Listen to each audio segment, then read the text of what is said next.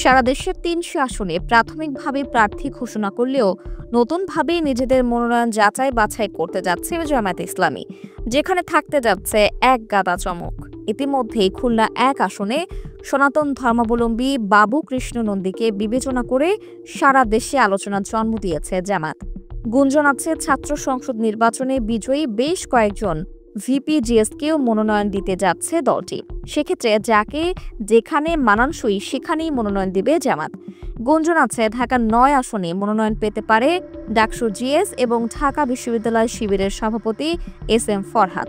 সবুজবাগ, খিলগাঁও, মুগদা ও মান্ডা নিয়ে গঠিত এই আসনে এনসিপি থেকে নির্বাচনে অংশ নিতে যাচ্ছে তুমুল আলোচিত ডাক্তার তাসনিম জারা। অন্যদিকে এখনও এই আসনটি খালি রেখেছে বিএনপি। ধারণা করা হচ্ছে এনসিপি ও বিএনপি কোনো সমঝোতা হলে এই আসনে বিএনপি কোনো প্রার্থী দিবে না। তরুণ ও জনপ্রিয় প্রার্থী তাসনিম জারার প্রতিদ্বন্দ্বিতায় জামাতকেও রাখতে হবে তরুণ প্রার্থী। সেক্ষেত্রে বেশ আলোচনায় আছেন এস.এম. ফরহাদ। শিবিরের ঢাকা বিশ্ববিদ্যালয় শাখার এই সভাপতি ডাকসু নির্বাচনে অত্যন্ত দক্ষতার সাথে শিবিরের প্যানেলকে জয়ী করে এনেছেন, যার ফলে নির্বাচন প্রসঙ্গে বেশ ভালো ধারণা আছে এস.এম. ফরহাদের। আর সেই অভিজ্ঞতাই জাতীয় নির্বাচনে কাজে লাগাতে পারে জামাত। এদিকে অনেক আগেই এই আসনে জামাত তাদের প্রার্থী হিসেবে ঘোষণা করেছে কবির আহমেদকে। বেশ কয়েকবার বড় নির্বাচনী জনসংযোগ করে ইতিমধ্যেই তিনি এই আসনে একটা প্রভাব বিস্তার করেছেন।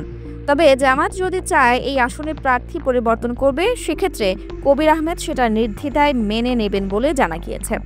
শেষ পর্যন্ত যদি এই আসনে তাসনিম জারা এবং এস.এম. ফরহাদের নির্বাচনী প্রতিদ্বন্দ্বিতা হয়, সেক্ষেত্রে দারুণ একটা ফলাফল পেতে পারে এই আসনের বাসিন্দারা। কারণ তাসনিম জারা এবং এস.এম. ফরহাদ দুজনের গ্রহণযোগ্যতাই বেশ ভালো। অন্যদিকে এনসিপির সাথে যদি বিএনপির কোনো সমঝোতা না হয় এবং বিএনপি এই আসনে নিজেদের প্রার্থী ঘোষণা করে, সেক্ষেত্রে এনসিপির সাথে সমঝোতা করে জামায়াত এই আসনে কোনো প্রার্থী নাও দিতে পারে।